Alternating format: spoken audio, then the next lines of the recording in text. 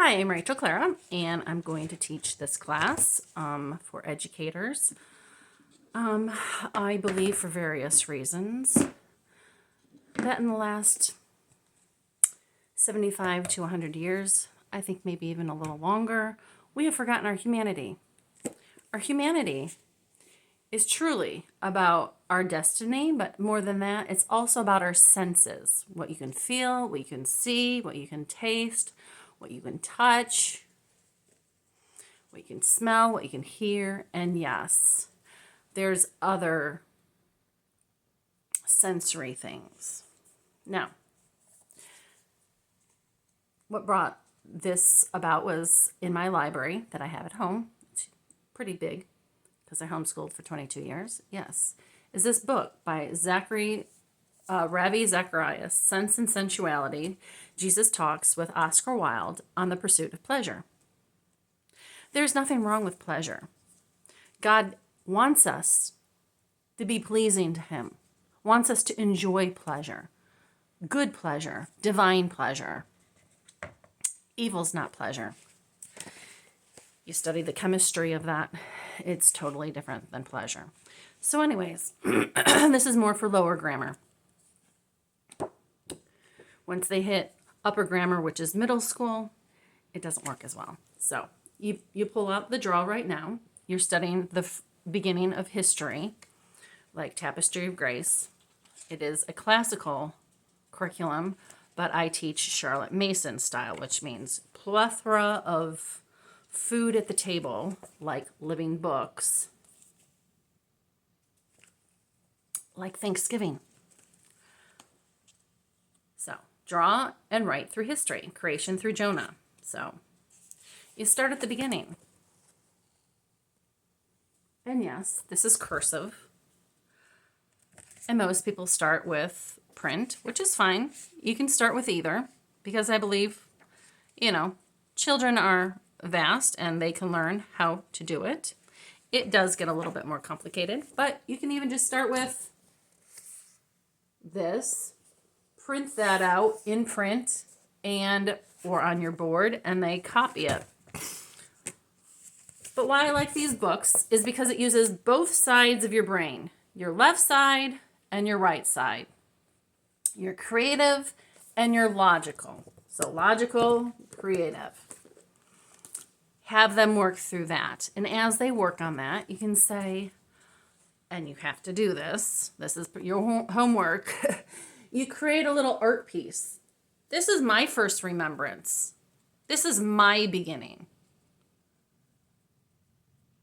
This is one of my first remembrances. This is my beginning. And then in that, you give them homework to take home, because it seems that a lot of parents want their children to have homework.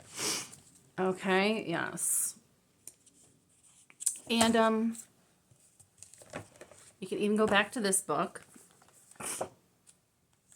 and you read it. The creation story, if necessary. You can explain about how to draw the different plants. If you're not an artist, you just follow the directions, like making your meal. Talks about dinosaurs and people.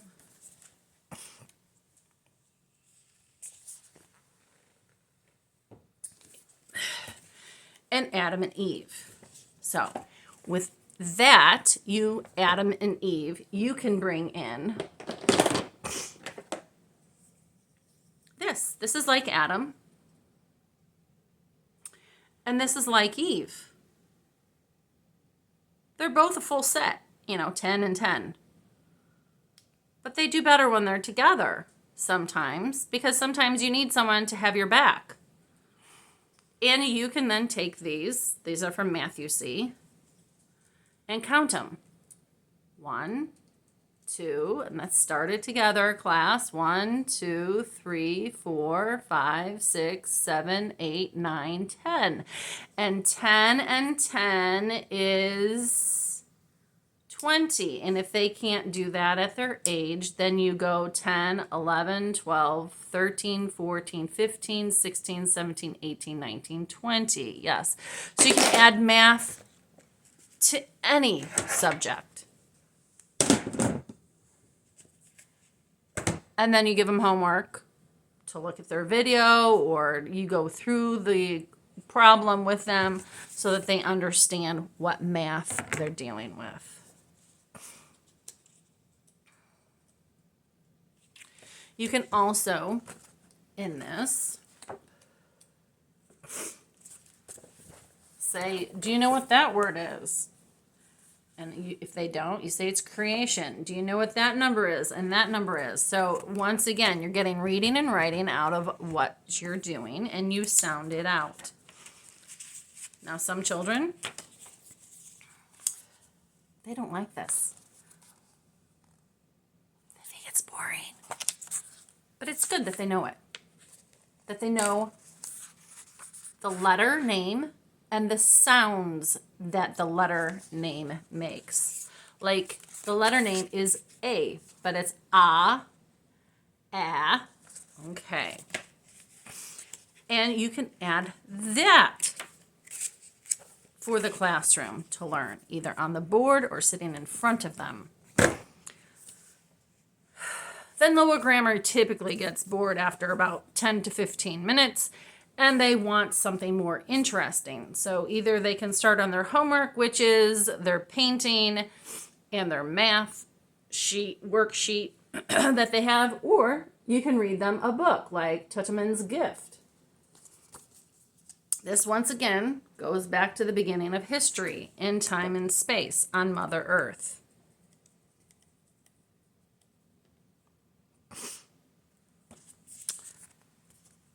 And what they learn is that, yes, even children can rule us. Even children can guide us. Even children can help us evolve into the best humanity that we're able to. Now, I would end this teaching with a song. Once again, we're using the senses, the sensory. We're not forgetting that children, especially children, but even adults, like to use their senses. And in their senses, they absorb information and they have more pleasure. It helps the brain be more balanced. It helps our body chemistry to be more balanced. So yes, we did reading, we did writing, we did art, we did counting, we did a math page, we did artwork, we did a storybook, so auto, visual, and sometimes if the child is sensitive, when you are speaking, the vibrations of your lungs, breathing, and words reverberate through them, and they pick things up with that too. I would sing We Three Kings of Orient are. We three kings of Orient are, bearing gifts we traverse afar.